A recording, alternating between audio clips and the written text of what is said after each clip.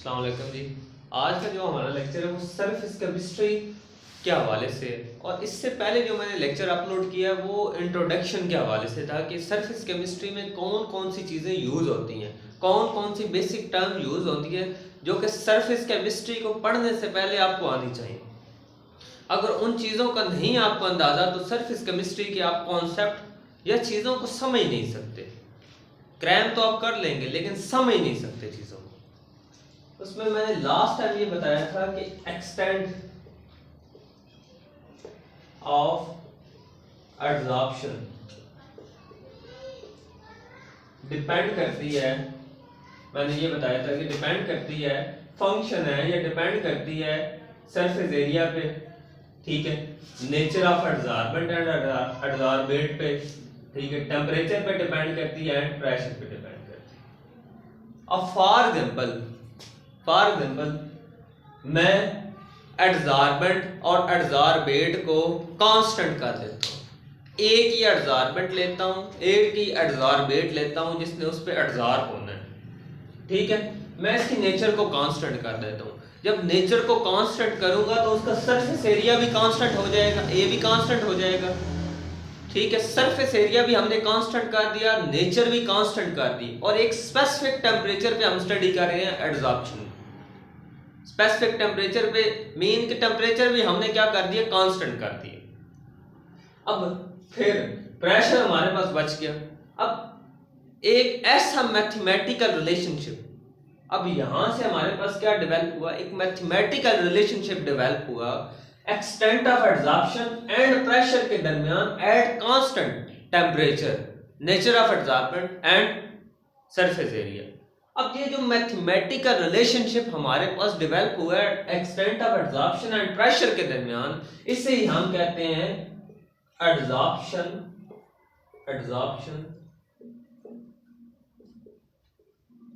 Isotherm. इससे हम क्या कहते हैं, नाम देते हैं एब्जॉर्प्शन आइसोथर्म। और इसकी डेफिनेशन लास्ट टाइम भी मैंने लिखी थी कि मैथमेटिकल रिलेशन बिटवीन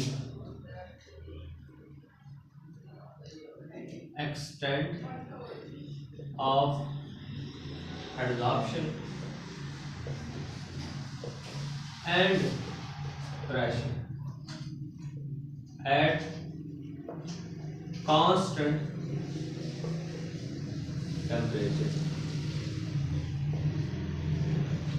ठीक, at constant temperature. Mathematical relationship हमारे पास डेवलप होता है extent of absorption and pressure के दरमियान एट कांस्टेंट टेम्परेचर पे, उससे हम एब्जॉर्प्शन आइसोथर्म कहते हैं। उसे क्या कहते हैं हम, एब्जॉर्प्शन आइसोथर्म। अब एक हमारे पास फ्रेंडलिक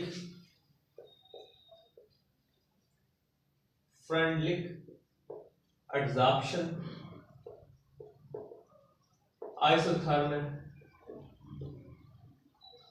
इसने हमें एक एम्पिरिकल रिलेशनशिप दिया है between extent of absorption and pressure. अब वो रिलेशनशिप क्या है, x/m is equal to k p की पावर 1/n।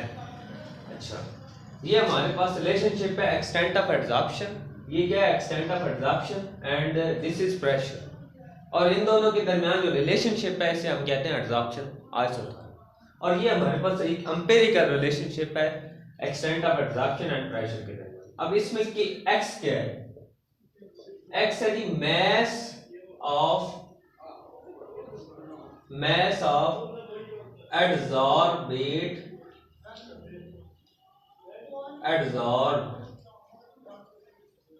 फॉर एग्जाम्पल मैं कहता हूं ये हमारे पास एक कंटेनर है, ठीक, कंटेनर है, तो इसमें गैस मौजूद है, यहाँ पे हमारे पास एब्जॉर्बेंट है। एब्जॉर्बेंट मीन जिस पे गैस एब्जॉर्ब हो रही होती है, ठीक है, आग इस पे गैस क्या होगी, एब्जॉर्ब होगी।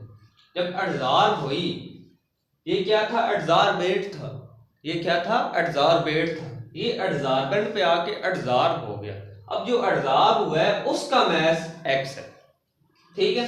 और m क्या है, mass of adsorbent, mass of adsorbent. अब ये m क्या है, मास ऑफ एडजॉर्बेंट है, जो कि हम एडजॉर्बेंट यूज कर रहे हैं उसका मास, ठीक है। अब k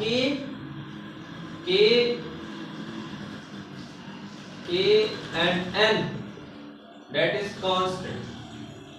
और ये डिपेंड करते हैं किस पे डिपेंड करते हैं, टेम्परेचर पे डिपेंड करते हैं।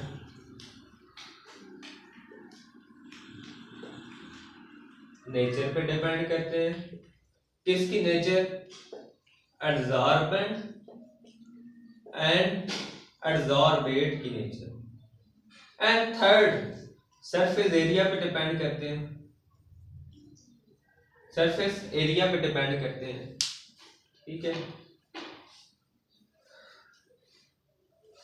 उसके बाद हमारे पास P क्या है, प्रेशर। P हमारे पास क्या है, प्रेशर। ये सारी चीजें होगी।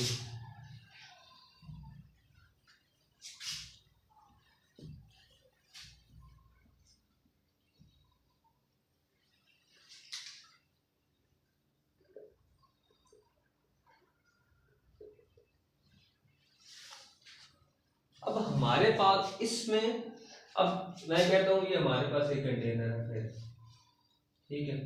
इसमें ये एडजॉर्बेंट है और ये गैस क्या है, इसमें फिल हुई एडजॉर्बेट है, ठीक है। यहाँ पे हमने एक प्रेशर अप्लाई किया, जितना हम प्रेशर बढ़ाएंगे उतनी हमारे पास एडजॉर्प्शन ज्यादा होगी, एडजॉर्बेट उतने क्या होंगे, एडजॉर्बेंट पे एडजॉर्ब हो जाएंगे। लेकिन प्रेशर बढ़ाने से एक्सटेंट ऑफ एडजॉर्प्शन बढ़ती है, लेकिन अप टू सर्टेन लिमिट, ठीक है। उस लिमिट यानी कि आप प्रेशर बढ़ाएंगे एडजॉर्प्शन बढ़ेगी, लेकिन एक टाइम ऐसा आएगा जब आप एडजॉर्प्शन प्रेशर बढ़ाएंगे लेकिन एडजॉर्प्शन इंक्रीज नहीं होगी, वो कांस्टेंट रहेगी, वो पैरेलल हो जाएगी प्रेशर के। प्रेशर जितना भी बढ़ाएं क्या होगा, प्रेशर जितना भी बढ़ा लें आप, लेकिन एडजॉर्प्शन नहीं बढ़ेगी। वो क्या किस टाइम होगी, जब ये एडजॉर्बेंट की सरफेस सारी कवर हो जाएगी, जब एडजॉर्बेंट की सरफेस सारी कवर हो जाएगी। अगर हमारे पास मोनोलेयर एडजॉर्प्शन होती है, पहली वीडियो में मैंने ये बताया कि मोनोलेयर एडजॉर्प्शन, अगर हमारे पास मल्टीलेयर होती है तो फर्दर और होगी। अगर मोनोलेयर है, ठीक है, मोनोलेयर में फिर फर्दर एडजॉर्प्शन नहीं इंक्रीज होगी। और इनको हम ग्राफिकली जब रिप्रेजेंट करते हैं तो P कहाँ पे आएगा, एक्स एक्सिस पे P क्या है, इंडिपेंडेंट वेरिएबल, डिपेंड नहीं कर रहा, और x over m extent of adsorption depend कर रही है प्रेशर पे, तो ये आएगी y एक्सिस। अब इन दोनों के दरमियान जो हमें ग्राफ मिलता है वो ऐसे है, ठीक है। यहाँ पे प्रेशर जो होगा वो मैक्सिमम होगा, इसके बाद जो होगी ना ऐसे पैरेलल हो जाएगी। एक्सटेंट ऑफ एडजॉर्प्शन स्टार्टिंग में बढ़ेगी क्योंकि हम प्रेशर बढ़ा रहे होंगे, एडजॉर्प्शन बढ़ रही होगी, ठीक है। एक टाइम के बाद ये प्रेशर के पैरेलल हो जाएगी, यानी प्रेशर जितना भी बढ़ाओ एक्सटेंट ऑफ एडजॉर्प्शन पे कोई फर्क नहीं पड़ेगा।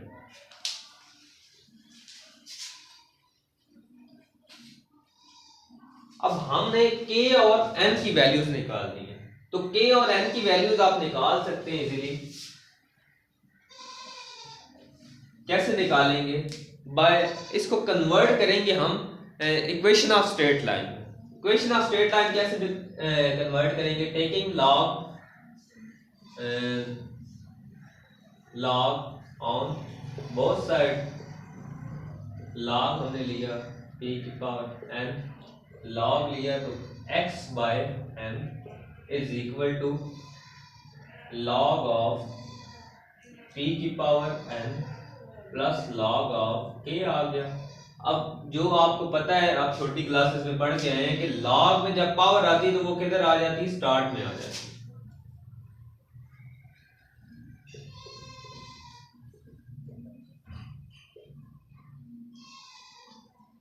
अब ये हमारे पास क्या आ गई, इक्वेशन ऑफ स्ट्रेट लाइन आ गई in the form of y m, x और सी।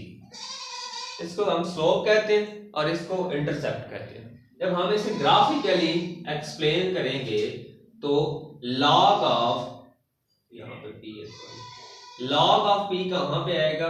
On X axis, because pressure is independent quantity. और log of X by M कहाँ पे आएगा? यहाँ पे, ठीक है। अब स्लोप की इंटरसेप्ट की वैल्यू है तो यहाँ ऊपर से हम स्टार्ट करेंगे। प्रेशर बढ़ाने से क्या बढ़ रहा है? हमारी एक्सटेंट ऑफ एब्जॉर्प्शन बढ़ रही है। और यहाँ पे स्लोप क्या आएगी? स्लोप क्या आएगी जी? Slope is equal to 1 by N, ठीक है। के यहाँ पे क्या आएगा? लॉग ऑफ, सॉरी, यहाँ पे सी क्या आएगा? लॉग ऑफ के आएगा। अब देखो कि slope is equal to 1 over n है और n is equal to 1 over slope कर देंगे तो हमारे पास क्या निकल आएगी? एन की वैल्यू निकल आएगी। अब जैसे के है, लॉग ऑफ के इज इक्वल टू इंटरसेप्ट है, ठीक है। अब एंटी लॉग लेंगे तो 10 की पावर इंटरसेप्ट, जो आपका इंटरसेप्ट होगा उसकी 10 की पावर लेंगे तो के निकल आएगा हमारे पास, ठीक है। ऐसे हम के और एन की एक्सपेरिमेंटल डिटर्मिनेशन कर सकते हैं using equation of straight line.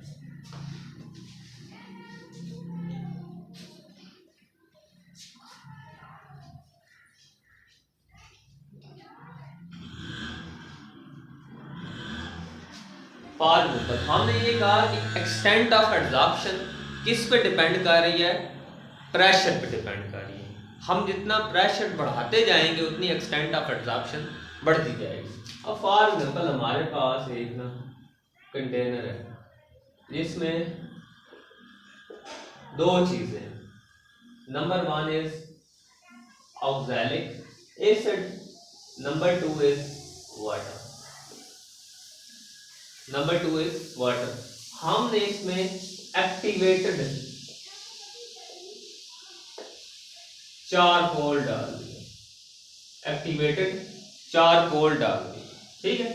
यहां पे हमारे पास चारकोल क्या होगा? एडजॉर्बेंट के तौर पे एक्ट करेगा। अब जो ऑक्सैलिक एसिड है इसकी सरफेस पे क्या होगा? एडजॉर्ब होना क्या कर देगा? स्टार्ट कर देगा, ठीक है। अब जितनी ऑक्सैलिक एसिड की कंसंट्रेशन ज्यादा होगी ना उतनी हमारे पास एक्सटेंट ऑफ एब्जॉर्प्शन ज्यादा होगी, एब्जॉर्प्शन ज्यादा होगी। In other mean x by m जो एक्सटेंट ऑफ एब्जॉर्प्शन है is equal to k c की पावर f, यानी कि ये डिपेंड करती है कंसंट्रेशन पे भी, जैसे प्रेशर पे डिपेंड करती है एंड कंसंट्रेशन पे भी डिपेंड करती है। जितनी वाटर में ऑक्सैलिक एसिड की कंसंट्रेशन ज्यादा होगी उतने ही उसकी एब्जॉर्प्शन क्या होगी? ज्यादा होगी, ठीक है। अब इस कंसंट्रेशन वाले भी एक्सप्रेशन की ना हम स्ट्रेट लाइन बना सकते हैं। पहले मैं आपको बता सकता हूँ चुका हूँ कि के क्या है, एन क्या है, एक्स क्या है, एम क्या है, ठीक है। के सी की पावर है, जब आपने लॉग लिया, लॉग एक्स बाय एम, इधर भी लिया log K plus 1 over N log of C, ये हमारे पास y आ गया, ये m आ गया और ये x आ गया और ये c आ गया। अब इसकी जब हम स्ट्रेट लाइन बनाते हैं तो ऐसे बनेगी यहां से। अब log ऑफ c कहां पे आएगा? क्योंकि कंसंट्रेशन इंडिपेंडेंट वेरिएबल है और डिपेंडेंट वेरिएबल क्या है? log of x by m mean extent of absorption, ठीक है। यहां पे क्या आएगा? log ऑफ k और slope is equal to 1 by n। इस तरह आप एब्जॉर्प्शन, एक्सटेंट ऑफ एब्जॉर्प्शन को प्रूव करते हैं कि वो कंसंट्रेशन पे भी डिपेंड करती है। और ये चीज जो हमारी इंडस्ट्रीज से पोल्यूटेड वाटर निकल रहा होता है उसमें एक हम एब्जॉर्बेंट को ऐड करते हैं, उसमें जो पोल्यूटेड टॉक्सिक मेटल होती है वो एब्जॉर्बेंट की सरफेस पे एब्जॉर्ब हो जाती है और हमारा पोल्यूटेड वाटर जो होता है वो पोल्यूशन फ्री हो जाता है, या उसमें से जो टॉक्सिक मेटल्स हैं वो निकल जाती हैं और वो हार्मफुल नहीं रहता। आज का जो लेक्चर था वो यहाँ तक ही था। Thank you.